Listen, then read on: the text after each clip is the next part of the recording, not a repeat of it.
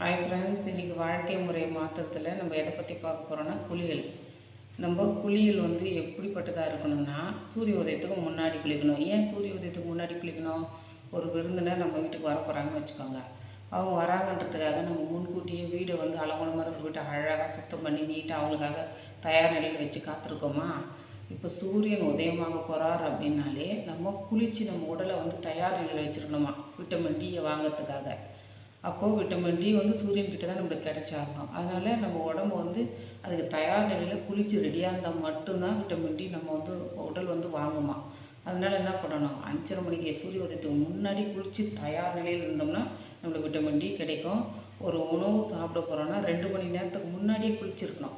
நம்ம வந்து விடியற்காலை குளித்தாதான் ஒரு 7:30 8 மணிக்கு சாப்பிட்றதுக்கு வந்து கரெக்டாக இருக்கும். அதனால் சூரிய உதயத்துக்கு முன்னாடி குளிங்க, ஆரோக்கியமாக இருங்க.